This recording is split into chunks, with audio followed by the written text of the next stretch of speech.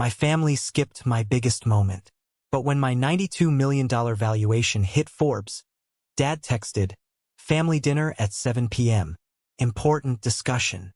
I showed up looking like I had nothing, driving a beat-up sedan.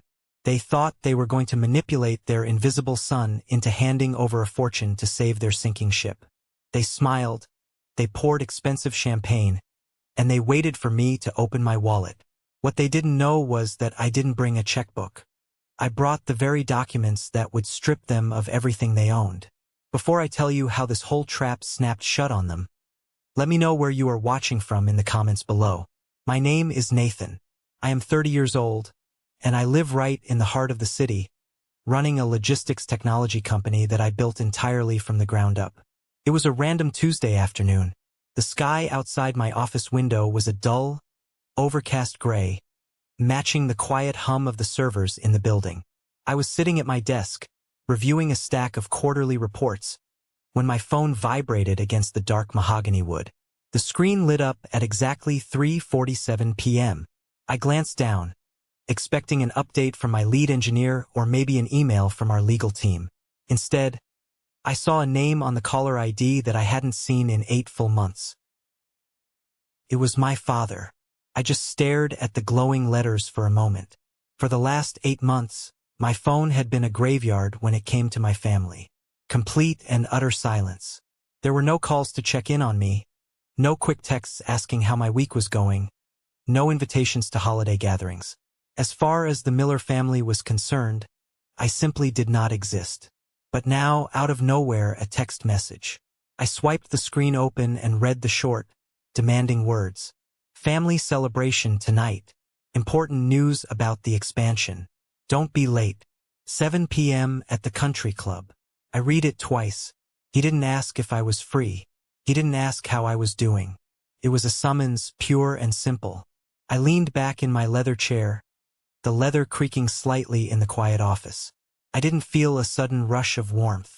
I didn't feel the old, desperate hope that maybe, finally, my father wanted to be part of my life. I just felt a deep, freezing cold settle in my chest. You see, the timing wasn't a coincidence. They didn't suddenly wake up this morning and realize they missed their middle son. They didn't look at an old photo album and feel a pang of guilt. No. At 8 a.m. that very same morning, Forbes magazine had released their new digital and print issue. And right there, dominating the business and technology section, was a full-page feature. My face was printed clearly next to a bold headline detailing the rapid rise of my global supply chain platform. But more importantly, there was one very specific, very large number printed right beneath my name. A $92 million valuation. I looked back down at the text message. I used to cry when they ignored me. When I was younger, I used to bend over backwards, begging for just a tiny fraction of their attention or approval. But staring at those harsh, demanding words now, I didn't feel sad anymore. I felt entirely awake. They thought they were inviting their quiet, desperate, people-pleasing son to dinner. They thought they could just snap their fingers and I would come running back to the table. But they were dead wrong. They weren't inviting a son. They were inviting a bank account. And they had absolutely no idea that this particular bank was about to close its doors on them forever. I locked my phone, stood up, and walked over to the floor-to-ceiling window overlooking the city traffic. I wasn't going to ignore the text. I was going to go to that dinner. But I wasn't going to be the man they expected. I was going to give them exactly what they deserved.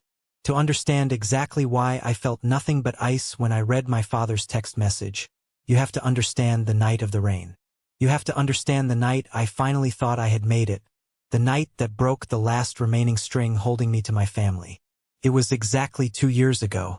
It was the night of my Series B funding announcement. In the brutal, fast-paced startup world, securing Series B funding is a massive milestone.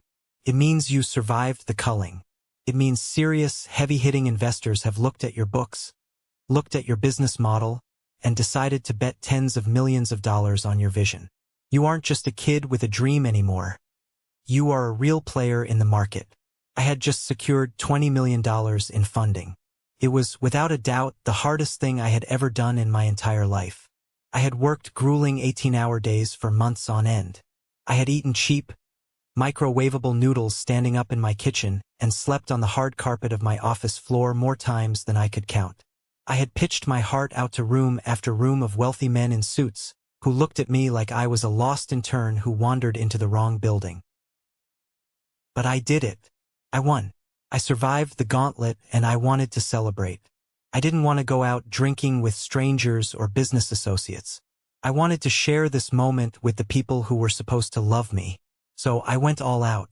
I booked a private dining room at Le Jardin, the most exclusive and expensive French restaurant in the city. It was exactly the kind of place my parents worshipped. It had heavy white tablecloths, glittering crystal glassware, and waiters who moved silently in sharp tuxedos. I ordered the best vintage wine they had in the cellar. I pre-ordered the massive seafood tower that I knew my mother loved. I specifically asked the chef to prepare the dry-aged steak exactly the way my father always talked about. I arrived early and sat there at 7 p.m. I was wearing a brand new, sharply tailored charcoal suit. I remember standing in front of the mirror for almost an hour before leaving my apartment, adjusting my tie, trying to look successful. I wanted them to walk into that room, look at me and finally say, "Good job, Nathan. We are proud of you." At 7:15 p.m., the room was still completely empty. The silence was thick. I checked my phone. Not a single text message. The waiter came by, a professional smile on his face, and asked if we were ready to begin. I forced a smile back. "They are just running a little late," I told him. "Traffic is probably bad downtown." The waiter nodded kindly and poured me a glass of ice water. At 7:45 p.m., the ice in my water glass had melted. I pulled out my phone and texted my older brother, Julian. "Hey, you guys close? The food is ready." A few minutes later, Julian texted back. "Can't make it, man. Something came up with the custody arrangement for the kids. My ex-wife is being a nightmare. Have a drink for me." I stared at the screen. My jaw tightened. I knew for an absolute fact that Julian didn't have his kids that weekend. It was his ex-wife's scheduled weekend, and she was strict about it because of their messy divorce. He was lying straight to my face. He couldn't even bother to come up with a believable excuse.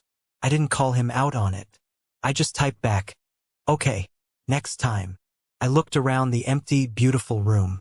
There were 6 chairs arranged perfectly around the table.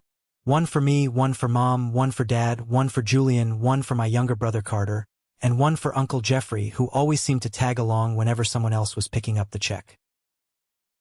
5 empty chairs. In the dim lighting of the restaurant, they looked like teeth in a giant, dark mouth that was silently laughing at me. At 8 p.m., I finally sent a text to my mother. "Hey Mom, everything okay? I'm at the restaurant." She didn't reply right away. 10 agonizing minutes ticked by. I sat there, listening to the soft clinking of silverware from the main dining room outside our private area. Finally, my phone buzzed. I opened the message. "Oh, honey, I have such a terrible migraine. The pain is just blinding. I can't even get out of bed. I am so sorry. Take lots of pictures of the food for us." I stared at the glowing screen, my chest feeling tight and heavy. It felt like someone had wrapped a tight band around my ribs. A migraine, right? I shouldn't have done it, but a sick, sinking feeling in my gut told me to check social media. I opened Instagram. I scrolled past a few posts and then clicked on my cousin's story. There it was. A video posted less than 5 minutes ago. The location tag was a trendy downtown rooftop bar, nowhere near our family home.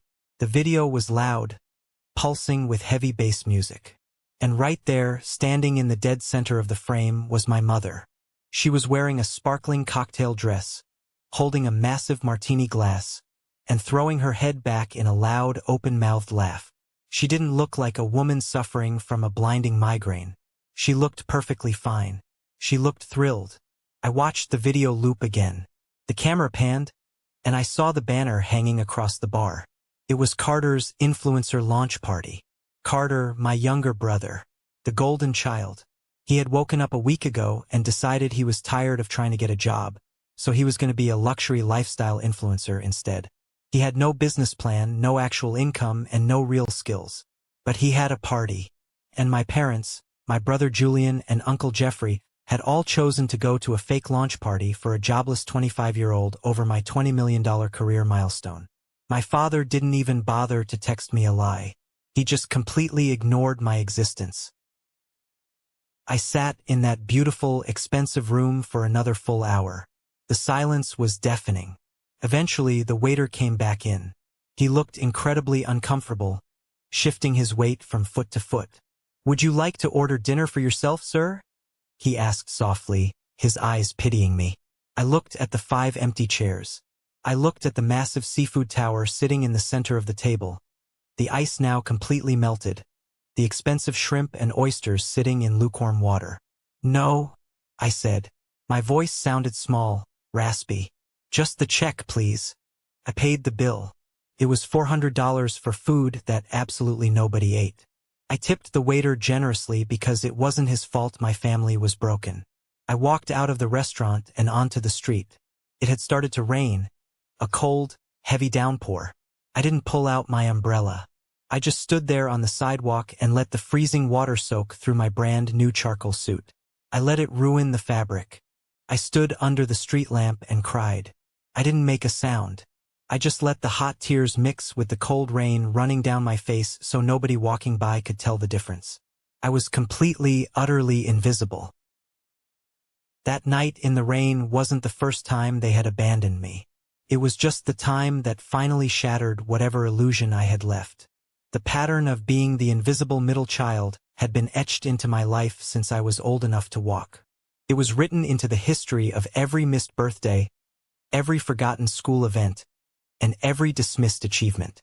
I remember when I was 12 years old.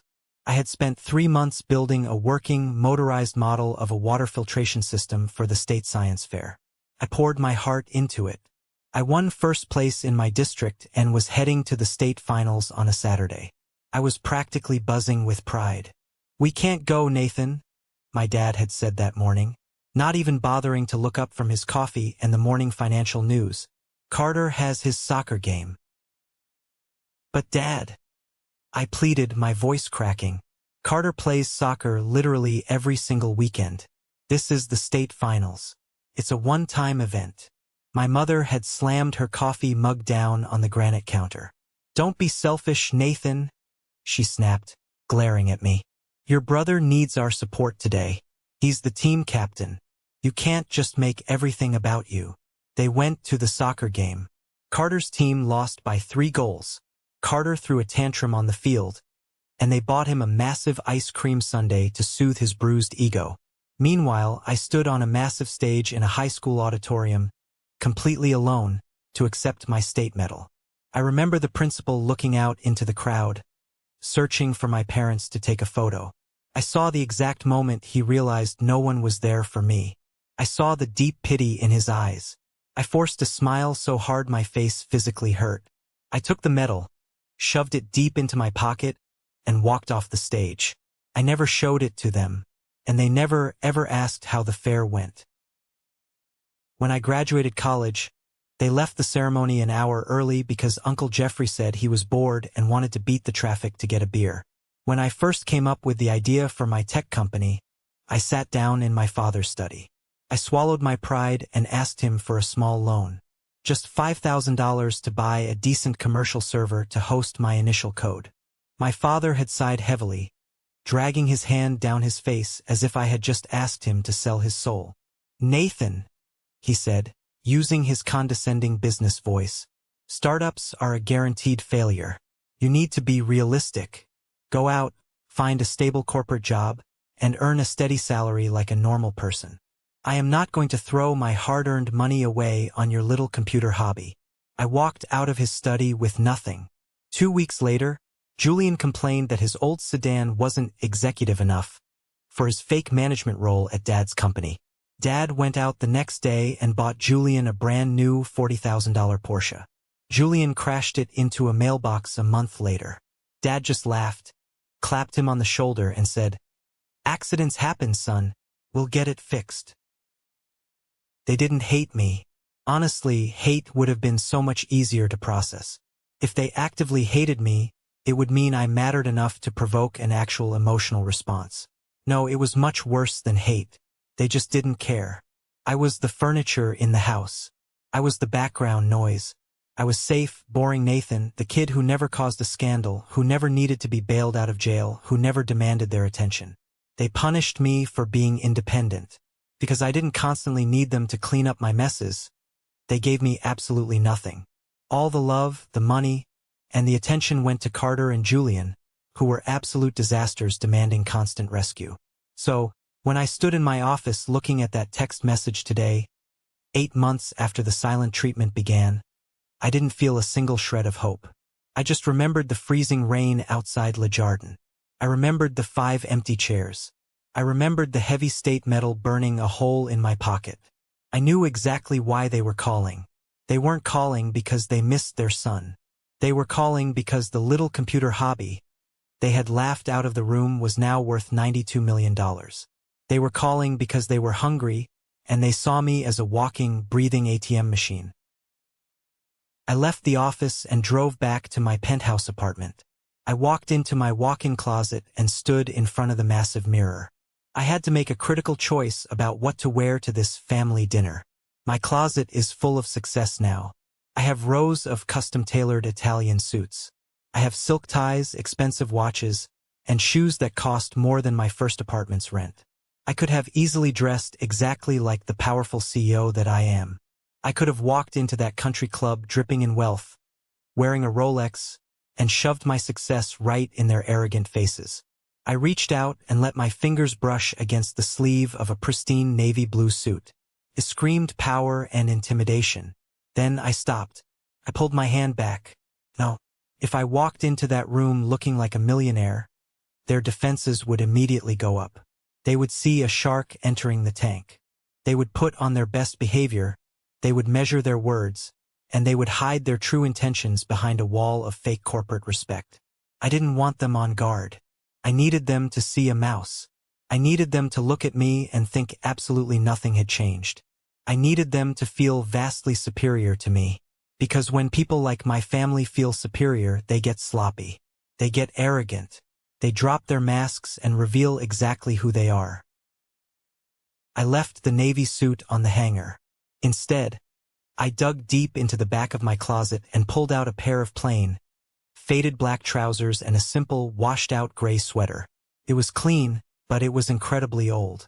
There was a tiny, noticeable loose thread hanging off the left cuff. I bypassed my leather Oxfords and put on a pair of comfortable, slightly scuffed walking shoes. I looked in the mirror. I ran my hands through my hair to mess it up a bit, making myself look tired and worn down. I looked exactly like the Nathan they remembered. The struggling Nathan. The boring, invisible Nathan. Perfect, I whispered to my reflection. I grabbed my keys and took the private elevator down to the underground parking garage. Parked in my prime, brightly lit spot was my newest purchase. A sleek, roaring, cherry-red Ferrari. It was aggressive, fast, and aggressively expensive. But parked 2 spots over, sitting in the shadows, was my old car.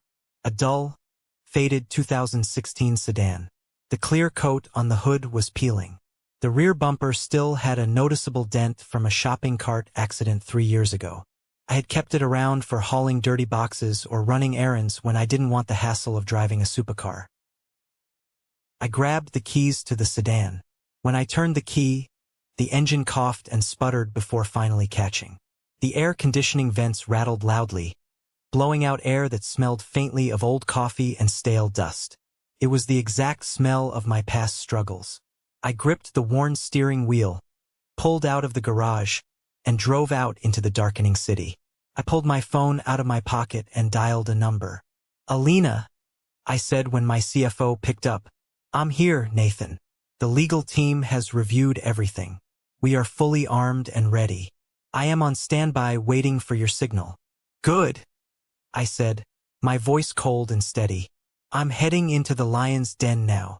The drive to the Oak Haven Country Club took about 40 minutes in the heavy evening traffic. As I navigated the rattling sedan through the streets, I could feel a familiar, dark shadow creeping up my spine.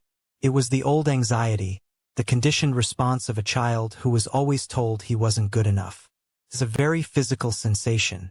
My stomach started to tie itself into tight knots. My hands were gripping the peeling steering wheel so hard my knuckles turned white. My brain automatically started playing the old toxic tapes from my childhood. "You're too sensitive, Nathan. Why can't you just take a joke? Why can't you be fun and outgoing like Carter? You always ruin the mood by being so serious all the time."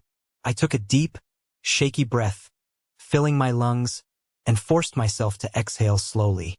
I stared at the red taillights of the car in front of me and grounded myself in reality. I am not that invisible kid anymore, I reminded myself fiercely. I am the CEO of a global tech firm. I manage hundreds of brilliant employees. I make executive decisions that move tens of millions of dollars across borders every single day. I have ruthlessly fired executives who are 10 times scarier than my father. I have negotiated contracts with tycoons who are 100 times smarter than my mother. They have absolutely no idea who is walking into that room tonight. They only know a weak memory of me. I turned off the main highway and pulled up to the grand, imposing iron gates of the Oak Haven Country Club. The security guard, a burly guy in a crisp uniform, stepped out of his booth. He took one look at my dented, faded sedan and his face instantly contorted into a sneer of deep suspicion. He didn't even bother to hide his disdain. He leaned out, pointing a thick finger down the road. "Delivery entrance is around the back, buddy," he said rudely, waving me off. I rolled down my squeaky window. I didn't smile. I didn't show any emotion. "I am not a delivery," I said, my voice flat and commanding. "I am here for the Miller family dinner. My name is Nathan Miller." The guard paused. He looked down at his heavy clipboard, scanning the names. He frowned deeply, his eyes darting back up to my cheap car, clearly trying to reconcile the wealthy Miller name with the piece of junk I was driving. "Right?" he muttered, clearly unimpressed. "Go ahead." He waved me through with a lazy flick of his wrist, treating me like an annoyance. He didn't respect me at all, and that was absolutely perfect. It was the first confirmation that my disguise was working flawlessly. I drove slowly up the long, winding, perfectly paved driveway. The landscaping on either side was aggressively manicured. The grass was cut to the exact same millimeter of height. The expensive flowers were arranged in rigid, unnatural perfect circles. The whole place was a monument to superficiality. It was all shiny surface and zero substance. It was fake, expensive, and hollow, exactly like the family waiting inside. I pulled into the VIP parking area right near the grand entrance. I spotted the family fleet immediately. I parked my dirty, rattling sedan right in the front row. On my left was my father's massive, polished black Rolls-Royce. It looked like a tank built for royalty. On my right was Julian's bright silver Porsche, the one Dad had bought with company funds. I knew for an absolute fact that Julian's fake salary couldn't even cover the monthly insurance premiums on that machine.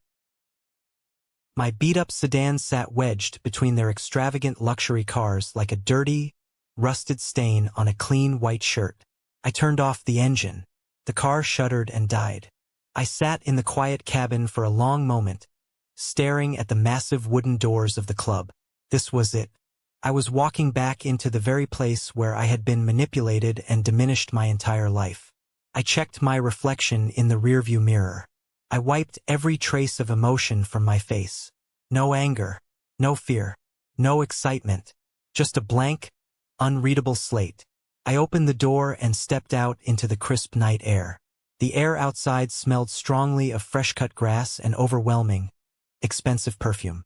I walked slowly up the wide stone steps, the soles of my scuffed shoes making no sound. I reached out and pulled open the heavy brass handles of the main doors. My heart wasn't racing anymore. It was beating in a slow, steady rhythm. Thump, thump, thump. I wasn't a desperate boy walking in to beg for a scrap of love. I wasn't an arrogant, newly rich kid walking in to show off. I was a predator walking into a trap I had already disarmed. I was walking in to close a deal. I navigated the plush, quiet lobby and approached the private dining area. I pushed open the double doors of the room they always booked. They called it the Gold Room. The walls were paneled in rich, dark cherry wood, and a massive crystal chandelier hung from the ceiling, catching the light like a frozen explosion of shattered glass. In the center of the room was a large round table set elegantly for 6. This time, unlike 2 years ago, there were no empty chairs. Every single one of them was there, waiting. My father, Robert, sat at the head of the table. He was wearing his signature power outfit, a sharp navy pinstripe suit, a red silk tie, and a heavy gold watch. It was the armor he wore when he wanted to intimidate people in boardrooms. My mother, Eleanor, sat to his right, wearing a designer dress that glittered sharply under the chandelier lights. Across from them sat my brothers, Julian and Carter. Julian looked stressed, his tie slightly crooked, while Carter was already slouched in his chair, mindlessly scrolling through his phone. Uncle Jeffrey was slouched at the end of the table, his face already slightly flushed, nursing a dark amber glass of scotch. The second my worn shoes stepped onto the thick carpet, the theatrical performance began. "There he is!" my mother practically shrieked. It was a high-pitched, incredibly fake sound that grated on my nerves. She stood up so violently that her heavy wooden chair scraped loudly against the floor. She rushed across the room toward me. Before I could even brace myself, she threw her arms around my neck. She smelled strongly of hairspray and gin. Her hug was tight, almost suffocating, but it was entirely performative. It was a hug designed for an audience, not for a son. She held me for about 3 seconds too long. "We missed you so much, Nady," she cooed, pulling back and holding me by the shoulders to look at me. She used the nickname Nady. She hadn't called me that since I was in elementary school. Usually, I was just Nathan or a dismissive "hey." "Hi, Mom," I said. My voice was completely flat. I didn't wrap my arms around her. I just let them hang limply at my sides. If she noticed my coldness, she didn't care. She hooked her arm through mine and guided me toward the table like a prize pony she was trotting out for a show. "Look who finally made time for the family," my father boomed. He stood up, his massive frame dominating the space, and thrust his hand out. My father loves to squeeze your hand during a handshake until the bones grind together. It's his pathetic way of establishing dominance. I took his hand. His grip was hard and aggressive. I didn't flinch. I squeezed back, locking my grip just a fraction harder than his. I saw a flicker of genuine surprise flash across his eyes for a split second before he masked it with a loud, booming laugh. Sit down, son," he ordered, waving me toward an empty chair between Julian and Uncle Jeffrey. "We already ordered the champagne. Dom Perignon.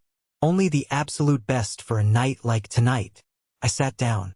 Julian leaned over, looking me up and down. He had dark circles under his eyes, and he smelled faintly of sweat and cheap cologne despite his expensive suit. "Hey, little bro," Julian smirked, his eyes dropping to my frayed sleeve. "Nice sweater. Did you pick that up at a thrift store on the way here?" "Julian, stop it," Mom scolded him, though a cruel little smile played on her lips. "Don't tease your brother. He's just being thrifty. That's how the rich stay rich. Right, Nathan?" "Something like that," I replied, carefully unfolding the linen napkin and placing it silently on my lap. Uncle Jeffrey slammed his empty glass down on the table. "I always said it," he slurred slightly. "I always told everyone that Nathan is a grinder. He's got the famous Miller work ethic running through his veins." I almost laughed out loud at the absurdity of it. Uncle Jeffrey hadn't worked a legitimate job in 2 decades. He lived entirely off an inheritance my grandfather had set up, draining the trust fund dry. The Miller work ethic he was bragging about was a complete myth. My father inherited the company, Julian was handed a fake promotion, and Carter refused to work at all. I was the only person at this table who had actually built something from nothing. But tonight, reality didn't matter. Tonight, my success was suddenly a proud family trait. They were rewriting history right in front of my face, buttering me up for the slaughter. The waiter arrived, carrying the chilled bottle of Dom Perignon like it was a holy relic. He popped the cork with a soft, expensive sigh and poured the golden liquid into 6 tall crystal flutes. My father picked up his glass and held it high. "To family," Dad declared loudly, looking directly at me with fake warmth. "And to monumental success." "To family," everyone echoed like a well-rehearsed choir. I picked up my flute. I touched the rim to my lips, but I didn't let a single drop of the alcohol pass my teeth. I set it back down and watched them. They drank greedily, practically gulping the expensive champagne. "So," Carter finally spoke up, barely lifting his eyes from his phone screen.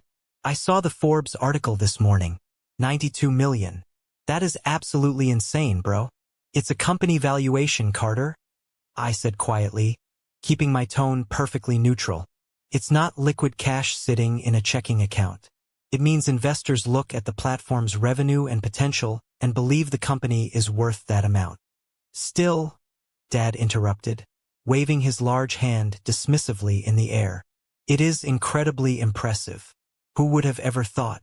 Our quiet, serious little Nathan running a massive tech empire." "It's a global logistics and supply chain optimization platform, Dad," I corrected him. "Not just a tech empire." Right, computer stuff," Dad chuckled, clearly not understanding and not caring. "Very smart. I always knew you had a head for numbers." The appetizers arrived. Massive plates of shrimp cocktail, fresh oysters on the half-shell, and prime beef tartare. It was an absolute feast, a ridiculous display of wealth. "Eat up, everyone," Dad commanded, making sure his voice carried so the waiter could hear him.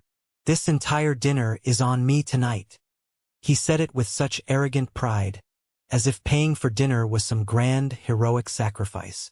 As we ate, they launched into a barrage of complaints about their incredibly difficult lives. Carter whined endlessly about how the Instagram algorithm was shadow banning his posts and destroying his brand. Julian grumbled bitterly about his ex-wife demanding more money in the divorce settlement, complaining that he couldn't survive on his current salary. Mom dramatically sighed about how the contractor messed up the Italian marble tile for their vacation home renovations.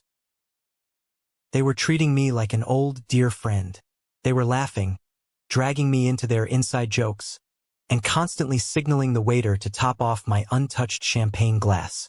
If a stranger had peeked through the door of the gold room, they would have seen a picture-perfect, wealthy American family enjoying a lovely Tuesday dinner. But I wasn't a stranger. I saw the cracks hidden beneath the expensive makeup.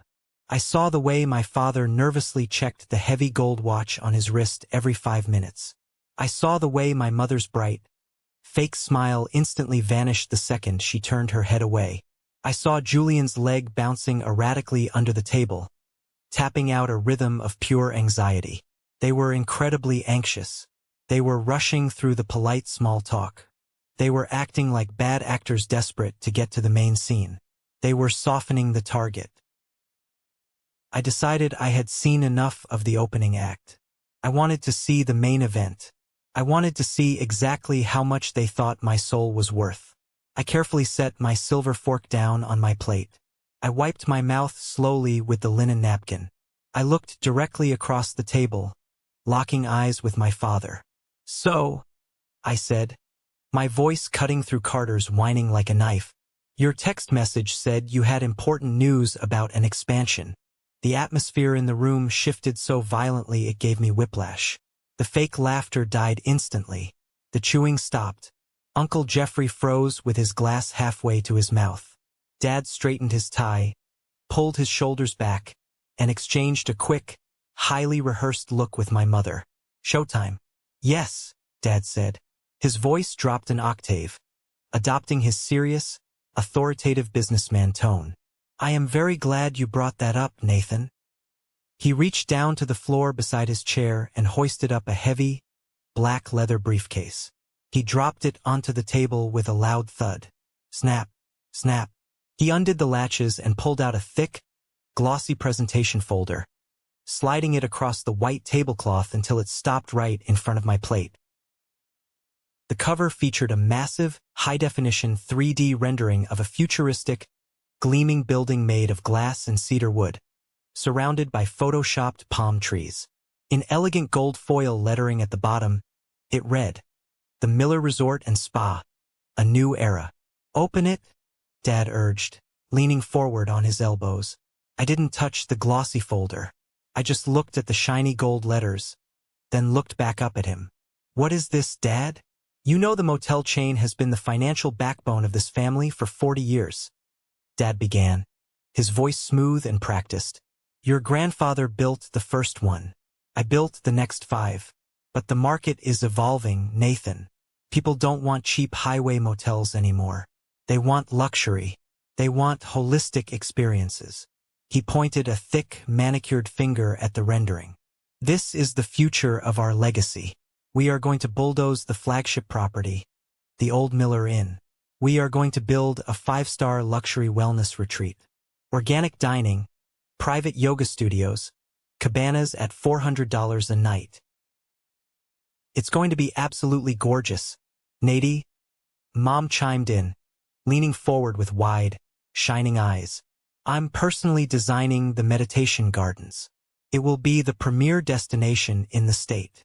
It's a guaranteed slam dunk," Julian added aggressively, thumping his fist on the table. "I've run the numbers. The demographics are perfect. We're going to print money."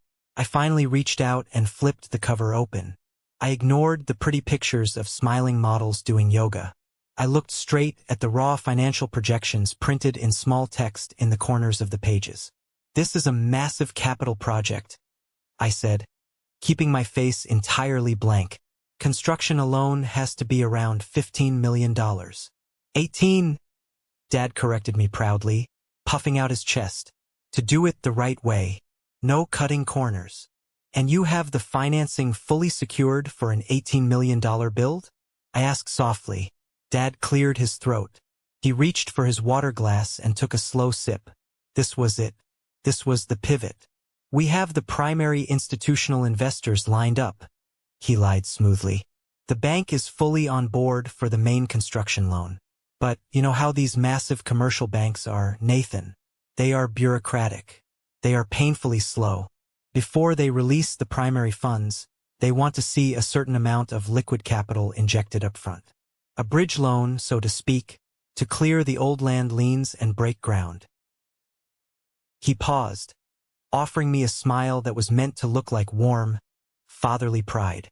To me, it looked like a starving wolf baring its teeth. "We realized," Dad continued, lowering his voice intimately, "that we shouldn't be paying all this high interest to strangers on Wall Street. We should keep the wealth inside the family. We want to offer you the exclusive chance to be a primary partner in this." "A partner?" I asked. "We need a bridge loan," Julian snapped, cutting through the corporate doublespeak. "To clear the dirt and start digging." "How much?" I asked. Dad locked eyes with me. He didn't blink. $1.5 million. The room went completely, terrifyingly silent. Nobody breathed. Mom was twisting her diamond ring nervously. Carter had actually put his phone face down on the table. $1.5 million, I repeated slowly, letting the massive number hang in the heavy air. "It's a secured loan," Dad added quickly, sensing hesitation. "With a guaranteed return. We'll pay you back in exactly 2 years with a 6% interest rate. That is far better yield than you'll ever get leaving it sitting in a standard savings account. It's an investment in your own family's legacy, honey," Mom pleaded softly, reaching out as if to touch my arm, but stopping short. "This resort is going to be an empire we leave to your children one day. Don't you want to be the one who helped build that?" I felt a sharp, violent spike of pure anger ignite in my chest. The utter audacity. When I needed $5,000 to start my life, he told me to get a normal job with a salary. When I succeeded entirely without them, they wanted $1.5 million to fund a fantasy. I pushed the anger down, burying it deep. "You said the bank is fully on board?" I asked, turning a page in the folder. "Oh, absolutely," Dad lied without a flinch. "They love the vision. They just need us to show some skin in the game. Very standard practice. Which bank? I asked. Dad blinked, caught slightly off guard by the specific question. First National. We've banked with them for 3 decades. And First National is entirely comfortable with the current occupancy rates of the existing motels? I asked casually. Julian shifted uncomfortably in his chair. Occupancy it's just a seasonal dip. It's a little soft right now. But that's exactly why we are pivoting. The old motel model is dead. Right? I said. So you need $1.5 million right now to demolish the old building and start fresh? Exactly. Dad smiled broadly, showing his teeth. He thought he had won. He thought he was looking at the naive, desperate son who just wanted to buy his father's love. He thought my checkbook was already out. It's an absolute no-brainer, Nathan. We wanted to honor you by giving you the first right of refusal. Honor me? I said flatly. I closed the glossy folder and placed both my hands flat on top of it. I have a few questions. Of course, son, Dad said, waving his hand magnanimously, radiating false confidence. Ask me anything. Total transparency. You said the bank is First National, I said slowly. And you said occupancy is just experiencing a seasonal dip. Yes and yes, Dad nodded enthusiastically. I reached down into my worn messenger bag. I didn't pull out a checkbook. I pulled out a thin, sleek gray tablet. I hit the power button. The screen glowed a cold blue in the dim lighting of the gold room. I swiped open a heavily encrypted file. That's very funny, I said, tapping the glass screen, because I like to do a little routine due diligence before I attend business meetings. Public financial records are fascinating things to read. Dad's arrogant smile faltered just a fraction of an inch. A tiny bead of sweat appeared near his hairline. What exactly do you mean by that? He asked, his voice suddenly losing its booming resonance. Well, I said, scrolling down the PDF document so they could all see the official county seals. According to the county clerk's office, First National Bank didn't approve a construction loan for any resort. I looked up, locking my eyes onto his. Actually, First National filed a formal notice of default against the Miller in exactly 3 months ago. The silence that slammed into the room was not the silence of anticipation. It was the suffocating silence of a live grenade that had just been dropped directly onto the center of the dining table, the pin already pulled. That's a massive misunderstanding, Dad stammered. The color began to drain rapidly from his face. His hands, which had been resting confidently on the table, dropped into his lap. It's a clerical error. The lawyers are sorting it out as we speak. I didn't stop. I pressed the attack. And occupancy isn't a seasonal dip, Julian. According to the state tax filings, your occupancy has been hovering under 40% for 2 consecutive years. I tapped the screen harder. You aren't pivoting to a luxury resort because you have some grand architectural vision, Dad. You are pivoting because you are bleeding cash from every artery. I pushed the tablet toward the center of the table. You do not need $1.5 million for a bridge loan.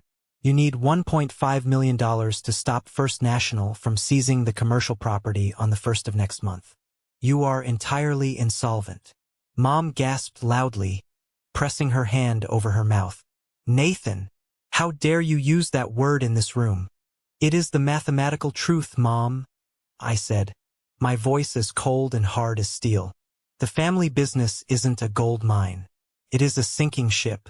And you invited me here tonight, poured me champagne, and hugged me because you want me to blindly pay for your lifeboats.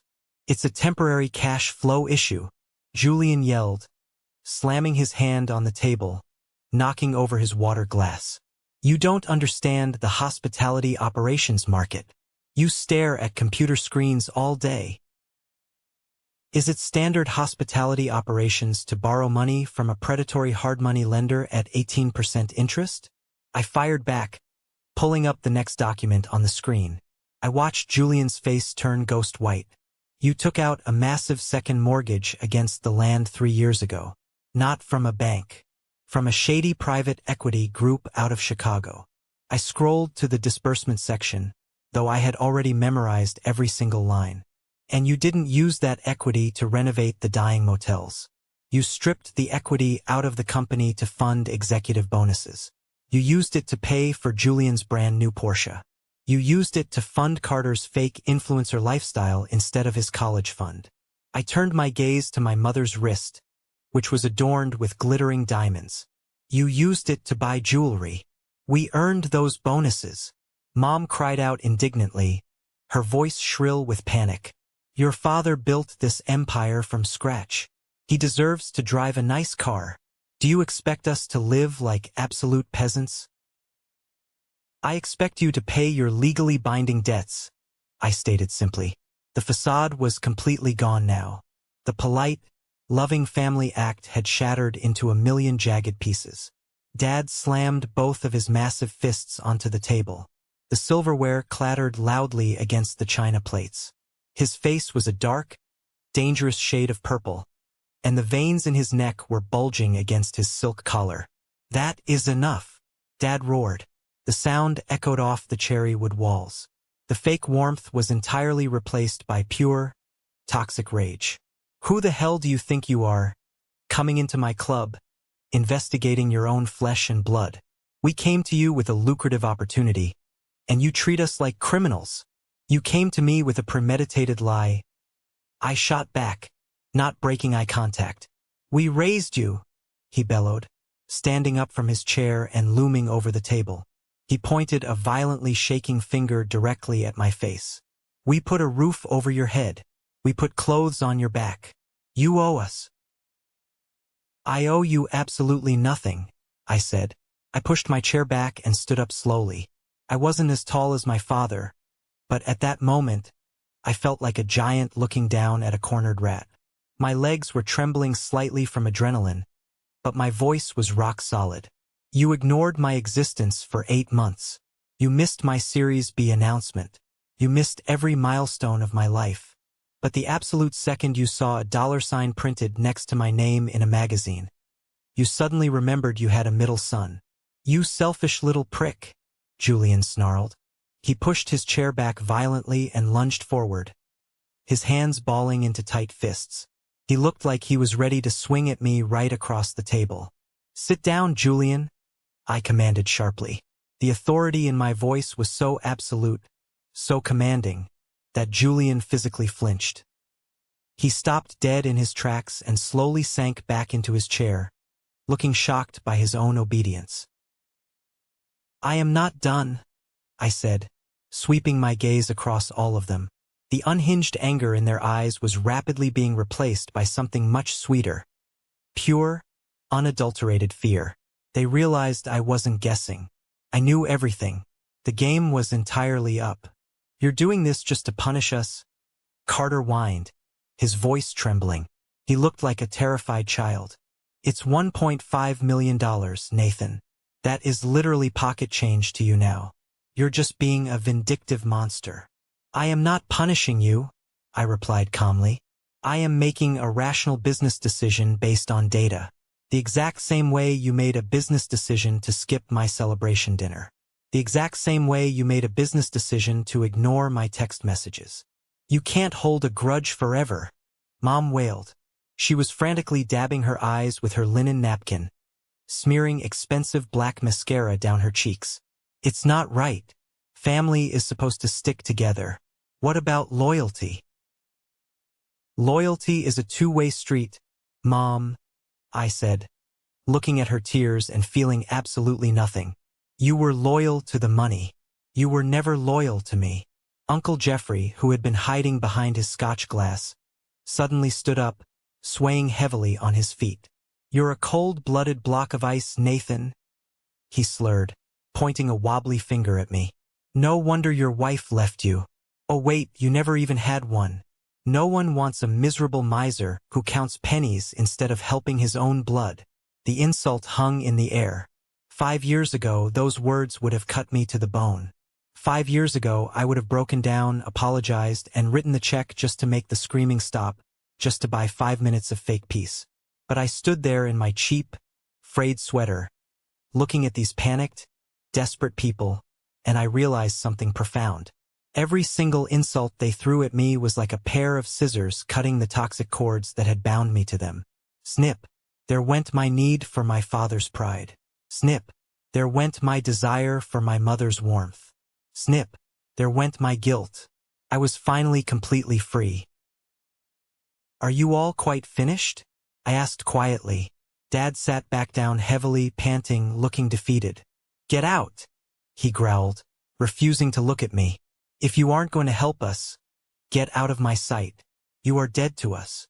"I've been dead to you for a long time, Dad," I said. "I just finally accepted it." I reached up and tapped the small Bluetooth earpiece hidden in my left ear. "Alina," I said clearly into the microphone. "Come in. It's time." The heavy double doors of the gold room swung open with a solid, definitive thud. Every single pair of eyes at the table snapped away from my face and darted toward the entrance. My chief financial officer, Alina, walked into the room. She was wearing a perfectly tailored, razor-sharp gray suit. Her high heels clicked rhythmically against the hardwood border of the floor before she stepped onto the plush carpet, silencing her footsteps. She looked entirely out of place in this room full of emotional, sweating, panicking people. She looked like a highly paid executioner arriving to finish a job. She carried a thick, heavy stack of legal documents pressed firmly against her side. Alina did not offer a polite smile. She did not introduce herself to my parents. She completely ignored Julian, who was still half standing with his fists clenched, and she didn't even glance at Uncle Jeffrey, who was gripping his scotch glass like a lifeline. She walked directly to my side, stepping into the space right between me and my father. She placed the massive stack of documents directly in front of me on the white tablecloth. "Everything is fully prepared and legally verified, Nathan," Alina said. Her voice was cool, professional, and entirely devoid of emotion. "The lawyers have signed off on the final transfers. I am on standby." My father stared at Alina, then stared down at the documents. The deep, angry purple color in his face was rapidly draining away, replaced by a sickly, pale gray. He was sweating profusely now. The collar of his expensive dress shirt looked like it was choking him. "I told you to get out of my sight," Dad growled. Though his voice lacked the booming authority it had just 2 minutes ago, it sounded weak. It sounded like a man who suddenly realized he was standing on a trapdoor. "I don't know who this woman is, and I don't care. If you aren't going to give us the bridge loan, take your cheap clothes and leave. We will find the money somewhere else. We don't need you." I rested my hand flat on top of the fresh stack of papers. The top folder was a stark, heavy blue. It didn't have any glossy pictures of palm trees or luxury spas. It had the official seal of the state court pressed into the thick paper. "I didn't come here tonight to give you a loan, Dad," I said, my voice steady and carrying clearly across the silent room. "I do not lend my capital to failing, mismanaged businesses. It is a terrible investment strategy." "Then why the hell are you still standing here?" Mom cried out. Her voice was trembling so badly she sounded like she was shivering from the cold. She clutched her diamond necklace, her eyes darting frantically between me, Alina, and the blue folder. "Why did you come here just to humiliate us?" I looked directly into my father's eyes. I wanted to see the exact moment his world collapsed. "I am here to make a purchase," I said. The room went entirely quiet again. It was a heavy, suffocating kind of quiet. It was the sound of 6 people holding their breath at the exact same time. My father was staring at the stack of papers under my hand. He looked like a man who had just seen a ghost. And in a way, he had. He was looking at the ghost of his own massive financial failures, the failures he had tried so desperately to bury under expensive suits and country club dinners. "What are you talking about?" Julian asked. He slowly sank back into his chair, his aggressive posture completely gone. "Purchase what? The land? We aren't selling the dirt to you. A loan implies a foundational level of trust," I continued, ignoring Julian completely and speaking only to my father. A loan implies that I actually believe you have the competence to pay me back. I don't. I know you don't. However, I am a businessman. And when my acquisitions team spots a severely distressed asset with underlying geographical potential, I take decisive action. Distressed asset? Carter piped up, sounding thoroughly confused. He looked around the table. Dad, what does he mean by distressed asset?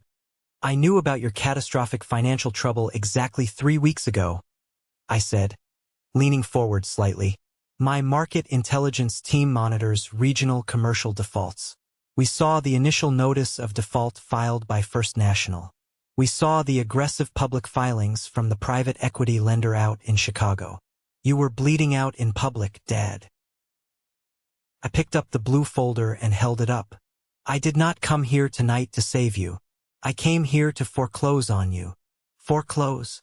Dad spun around in his heavy wooden chair. He gripped the armrest so hard his knuckles turned pure white.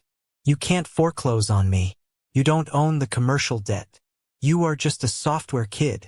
Actually, I said, my voice dropping to a whisper that somehow echoed louder than a shout. I do. I tossed the blue folder across the table. It slid over the smooth white linen and stopped directly, perfectly in front of his empty dinner plate.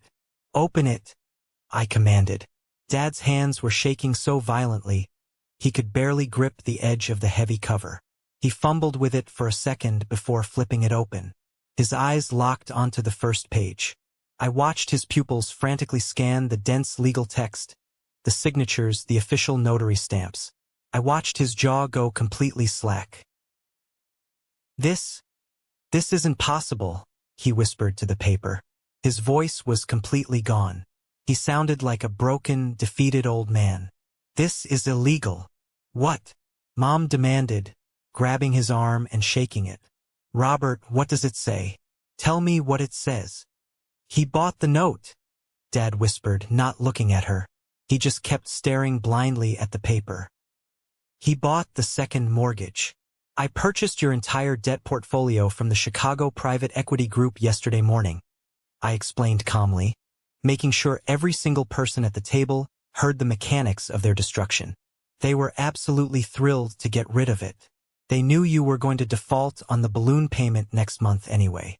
I paid them 80 cents on the dollar. It was an absolute bargain, really? And First National? Dad asked, slowly looking up at me. There was raw, unadulterated horror in his eyes now. I acquired that primary debt this afternoon, I said, gesturing casually to Alina. Alina finalized the wire transfer with Mr. Sterling at the bank while you were all eating your shrimp cocktails. I placed my hands in my pockets and took a slow step back, taking in the entire table. I own the mortgage on this exclusive country club membership you love so much, Mom. I own the primary mortgage on the Miller Inn. I own the secondary lien on the lake house you are currently renovating. I own the corporate debt tied to the company vehicles. Jason dropped his heavy silver fork. It clattered loudly against his china plate, the sound sharp and jarring.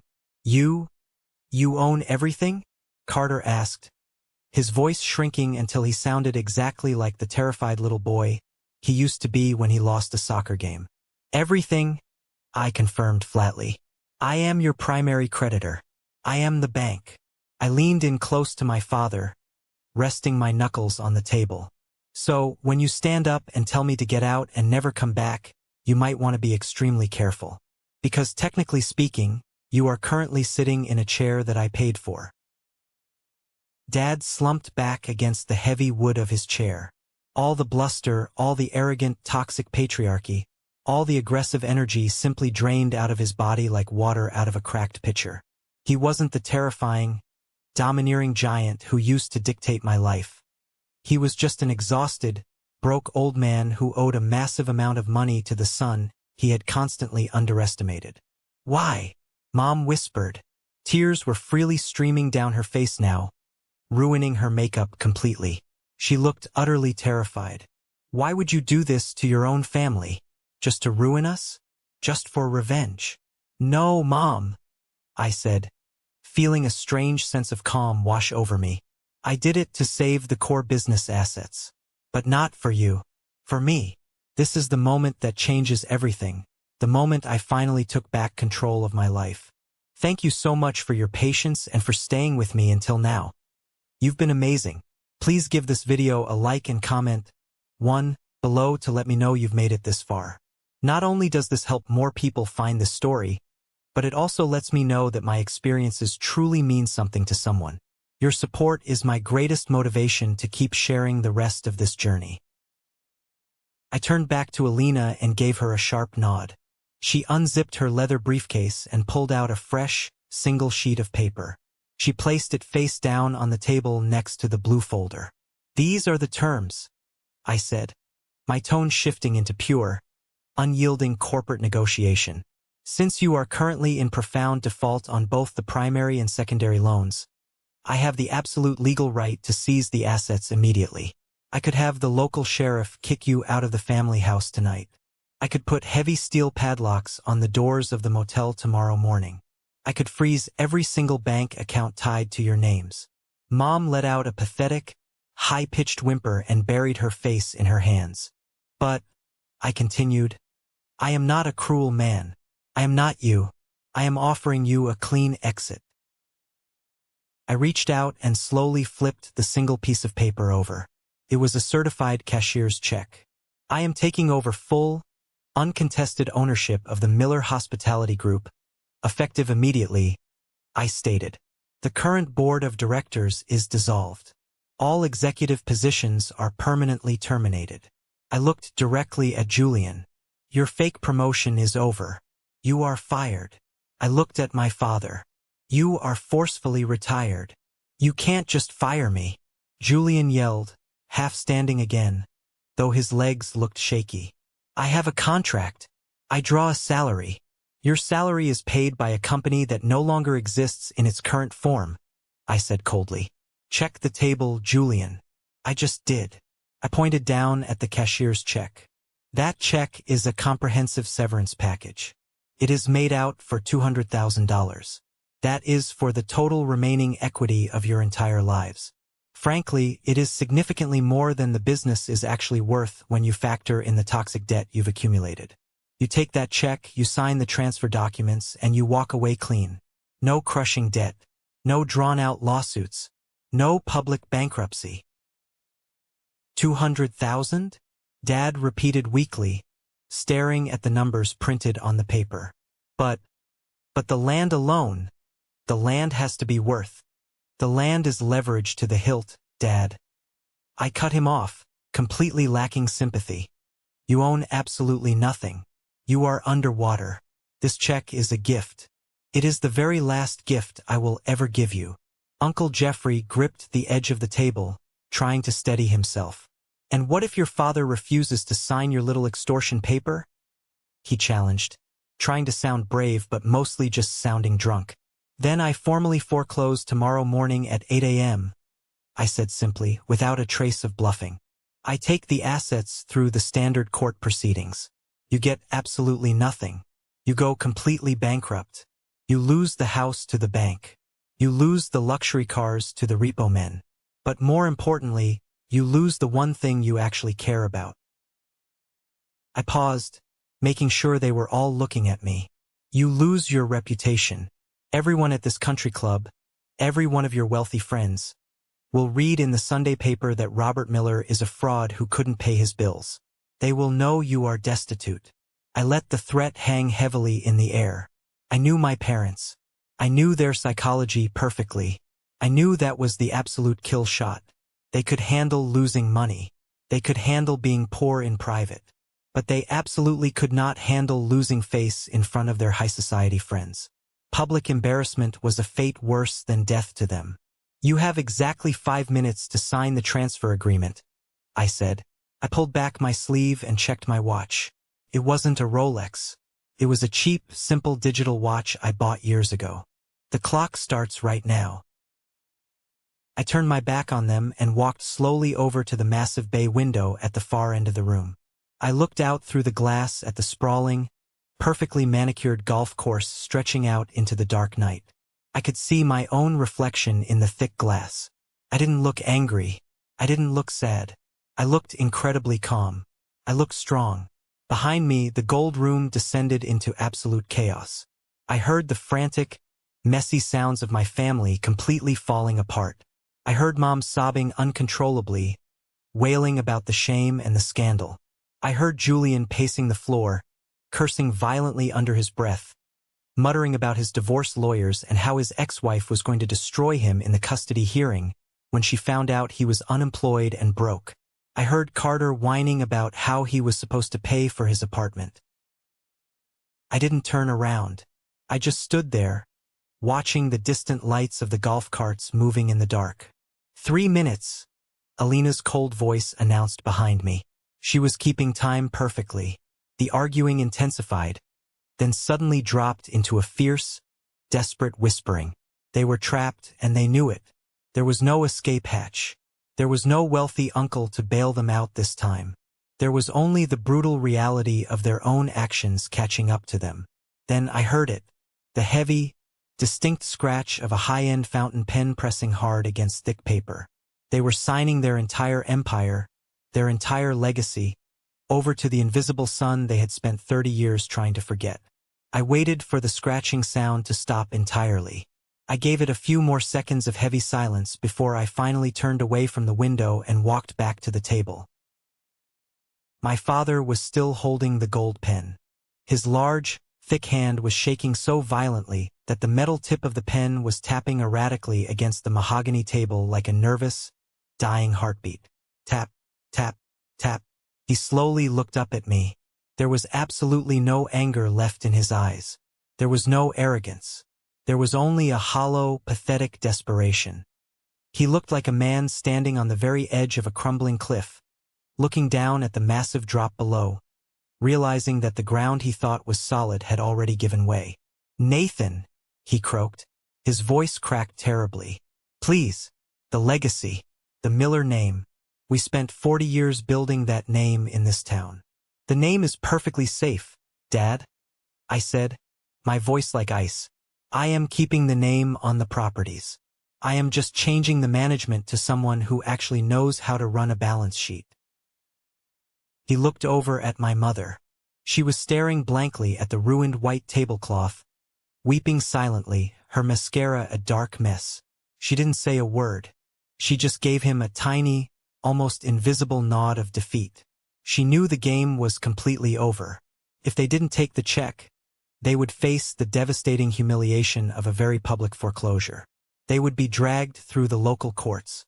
Their country club friends would gossip about them endlessly. For people like my parents, poverty is terrifying, but social embarrassment is fatal. Dad looked back down at the legal document.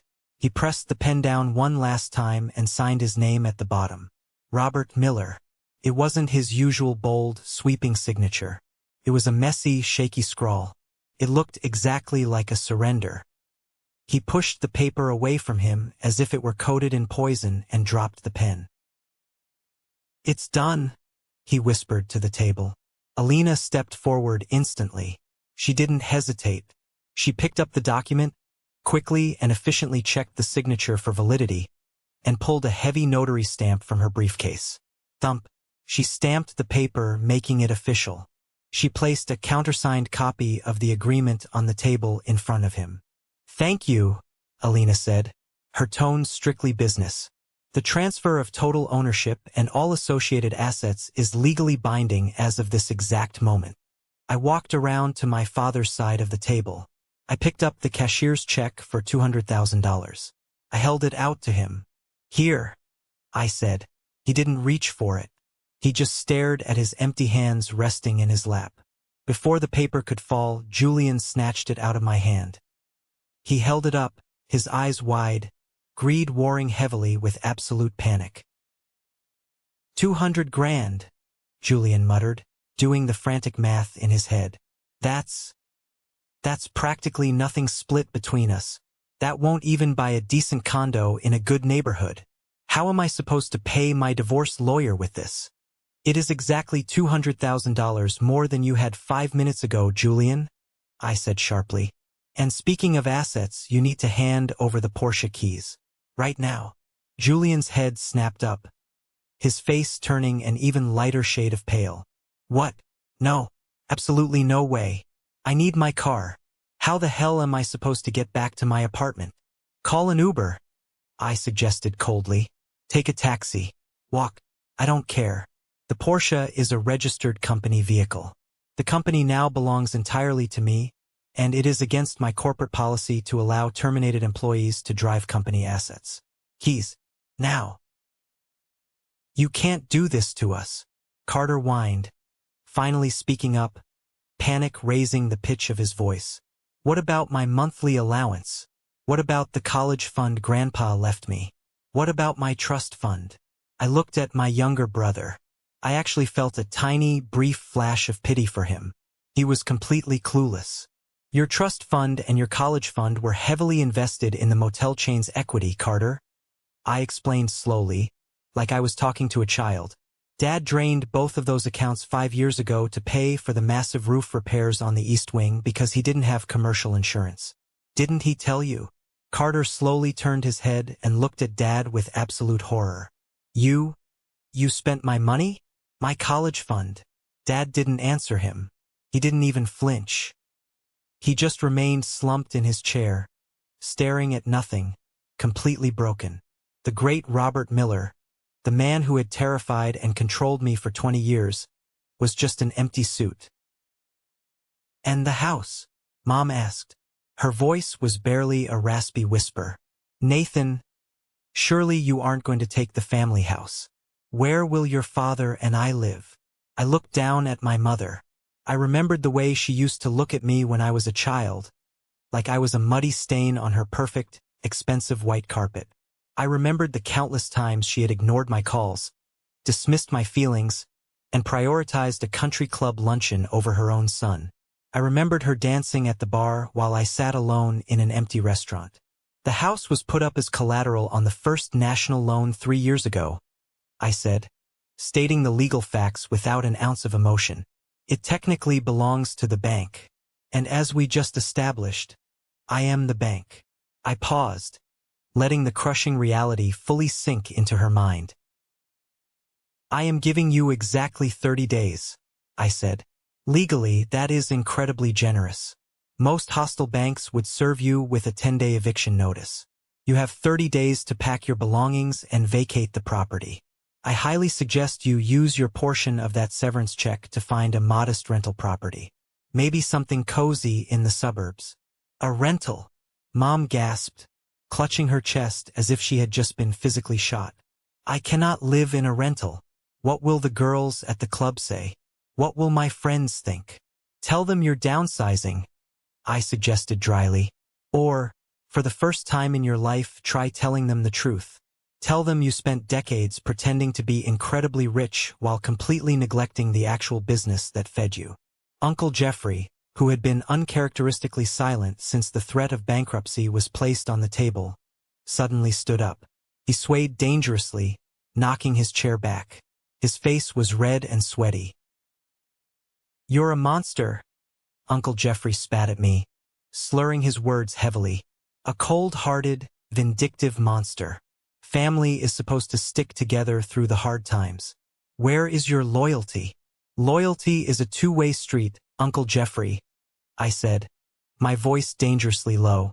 You were fiercely loyal to the free money, the free drinks, and the free rides. You were never loyal to me.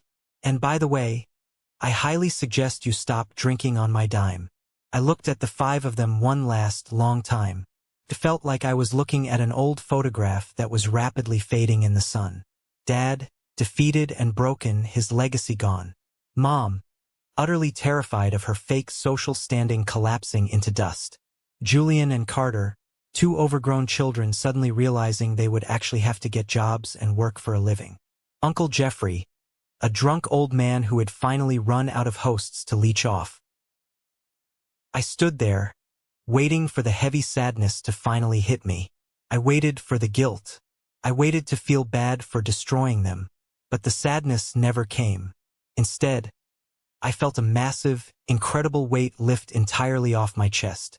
It was an intensely physical sensation. My tight shoulders dropped. My lungs expanded, pulling in a deep, full breath of air for what felt like the first time in my life. I realized that for 30 years, I had been carrying the crushing weight of their expectations. I had been carrying their harsh judgments. I had been exhausting myself trying to fill a bucket with water, never realizing the bucket had a massive hole in the bottom. Now I was finally putting the bucket down. "Alina," I said, not taking my eyes off them. "Handle the keys." "Yes, sir," Alina said crisply. She stepped forward and held her open hand out directly toward Julian. Julian looked at me, pure hatred burning in his eyes, then looked at Alina's waiting hand. He cursed violently under his breath, a string of foul words. He dug aggressively into his tailored pants pocket, pulled out the silver Porsche key fob, and slammed it down hard into Alina's palm. "I hope you choke on all this money, Nathan," Julian snarled, his face twisted in ugly rage. "I won't," I replied calmly. "I actually have excellent digestion." I turned my back on them for the final time. I started walking toward the heavy wooden double doors of the gold room. My footsteps felt incredibly light. "Nathan!" Dad's voice called out behind me. It was weak, cracking, a pathetic shadow of his former boom. "Nathan, wait." I stopped walking. I rested my hand on the cool brass handle of the door, but I didn't turn around. "What?" I asked. We did love you," he stammered, his voice thick with unshed tears. "In our own way, we did." I stood there in silence for 2 full seconds. I thought about the heavy state science fair medal hidden in my pocket. I thought about the 5 empty chairs at Le Jardin. I thought about the text message demanding I show up to fund their fake resort. "No, Dad," I said softly to the wooden door. "You loved having a son you could safely ignore until he suddenly became useful to your bank account. That isn't love. That is ownership." I pushed the heavy door open. "And I'm not for sale anymore." I walked out of the gold room and into the softly lit hallway. Behind me, the heavy wooden doors swung shut, clicking into place with a solid, incredibly final sound. It sounded exactly like the heavy steel door of a bank vault locking forever. I walked slowly through the grand lobby of the Oak Haven Country Club. The chaotic dinner rush was over. The space was mostly quiet, filled only with the soft sounds of a piano playing in the corner. A few wealthy older men and women were sitting in the plush lounge chairs, sipping expensive brandy and laughing quietly about their golf scores. They casually glanced up as I walked past them. They saw a man in a frayed gray sweater and scuffed shoes. They saw a nobody. They had absolutely no idea who I was. They had no idea that the quiet man in the cheap clothes walking past their table had just purchased the biggest debt portfolio their exclusive club had ever seen. I smiled softly to myself. I genuinely liked being a nobody to them. It meant I was entirely free from their judgment. I pushed through the front doors and stepped out into the crisp night air. It was cool and incredibly clear. I looked up and saw the stars shining brightly against the black sky. Inside that gold room, the air had been hot, suffocating, thick with lies, panic, and expensive perfume. Out here, the air was clean, tasted like absolute freedom. I took a deep breath and started walking down the wide stone steps toward the valet stand.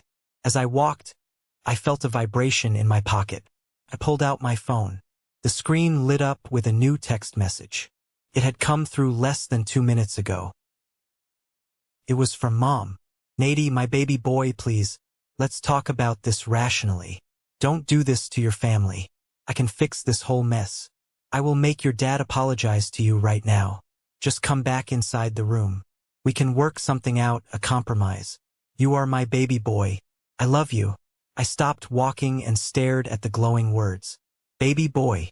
She only ever used that sickeningly sweet phrase when she was desperate to manipulate me into doing exactly what she wanted. She was still trying. Even now, after I had laid out the legal documents, after I had stripped them of their empire, she honestly thought she could just pull a maternal string and I would dance like a good little puppet. She thought I was still that desperate, lonely little kid waiting in the rain for her approval. I didn't feel a spike of anger. I didn't feel the urge to text back a long, hateful paragraph. I just felt completely, wonderfully done. I tapped the three small dots in the top right corner of the message screen. A menu dropped down. I selected the option highlighted in red, block caller. I watched her name vanish. Then I opened my contacts list. I found Robert Miller. Block. Julian Miller. Block. Carter Miller. Block. Uncle Jeffrey. Block. I watched their names disappear one by one from my active digital life. It was a clean, bloodless digital surgery.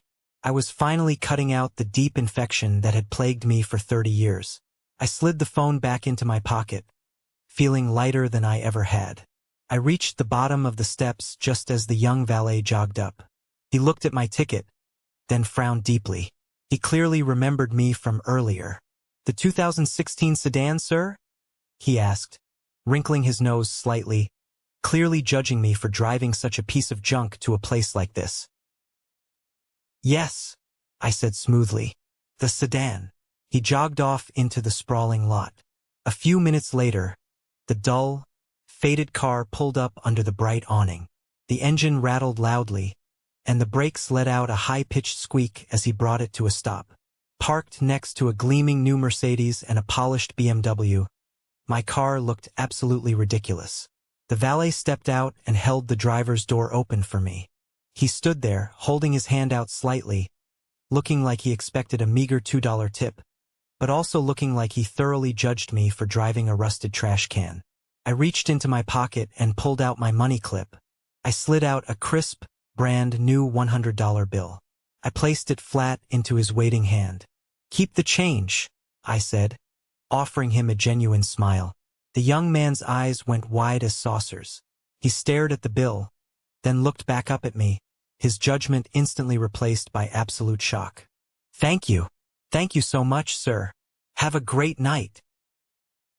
I slid into the driver's seat. The fabric was worn thin. The steering wheel was peeling slightly under my grip. The car was incredibly imperfect. It was old, it was dented, and it was loud. But it was entirely mine. I bought it with my own hard-earned money. I paid for the gas. I paid for the insurance. I didn't owe a single red cent to anyone in the world for this vehicle, or for anything else in my life. I turned the key. The engine roared to life, shaky but reliable. I put it in drive and steered the rattling sedan down the long, winding, perfectly manicured driveway. I drove past the rigid flower beds, past the towering iron gates, and pulled out onto the main highway leading back toward the glowing lights of the city. I rolled down the windows, letting the cool night wind rush in and whip my hair around. I thought about what I was leaving behind in that heavy, dark room. I was leaving behind a toxic family legacy that was built entirely on lies, debt, and arrogance. I was leaving behind the desperate, clawing need to be considered good enough by people who were never ever good enough for me. I was leaving behind the deep, burning shame of being the invisible black sheep. I looked through the windshield at the open road ahead of me. I thought about my company. I thought about the hundreds of brilliant employees who genuinely respected my leadership. I thought about my quiet penthouse, my own space, my own future.